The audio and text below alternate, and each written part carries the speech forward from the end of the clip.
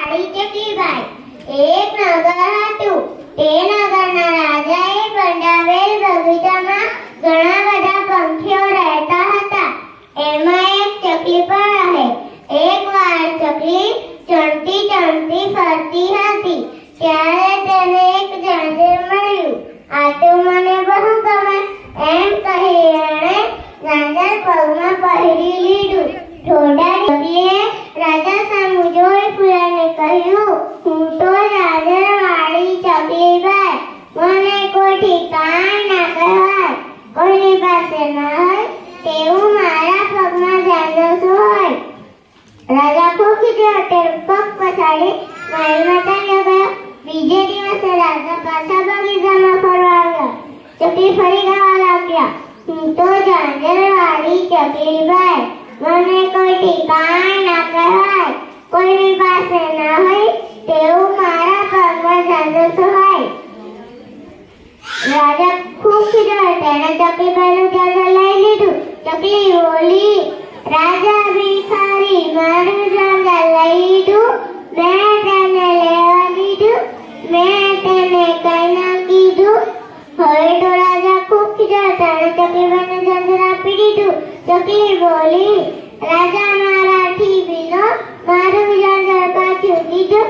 રાજા મારાથી ભીનો મારું ઝાંઝર પાછું દીધું. હવે રાજા ખૂબ ખીજ્યો. તેણે સિપાહીઓને કહ્યું, આ ચકલીના માથે મૂંઢો કરાવી બગીચામાંથી બહાર કાઢી મૂકો. સિપાહીઓએ તો ચકલીના માથે મૂંઢો કરી દીધો. પણ ચકલી વટમાં બોલી, રાજા તારા માથે પણ હું મૂંઢો ના કરાવું. તું મારું નામ ઝાંઝર વાળી ચકલીબાઈ નહીં. રાજા રોજ મંદિરે જાય અને ભગવાન પાસે પોતાનું ભલું થાય તેવું માંગે. રોજની જેમ આજે પણ રાજા મંદિરમાં આવ્યા અને ભગવાન પાસે બે હાથ જોડીને પ્રાર્થના કરી, હે ભગવાન, મારું ભલું કરજો. ભગવાનના બંનેમાં છુપાઈ ચકલી બોલી, હે રાજા, તારું ભલું નહીં થાય. રાજા કહે, કેમ ભગવાન, મારો શું ગુનો છે? ભગવાનના મંદિરમાં છુપાઈ ચકલી બોલી, તારું માથું મુંડાવીને પછી મારી પાસે આવ, પછી ભલું કરું. રાજાએ તો તરત જ એક માણસને બોલાવી પોતાનું માથું મૂંડવા માટે કહ્યું.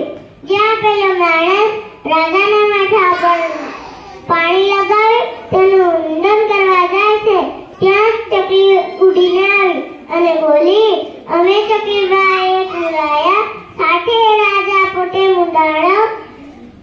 હું તો ઝાંઝર વાળી ચકલીબાઈ. મારે રાજાનું ઊંડન ના થવા દેવાય. રાજા ગોઠો પડી ગયો. તેણે ચકલીબાઈની માફી માંગી. ચકલીએ પણ ફરીવાર આવું અભિમાન ન કરવા માટેની પ્રતિજ્ઞા લીધી. તે દિવસથી ચકલી રાજાના બગીચામાં છૂટથી ફરવા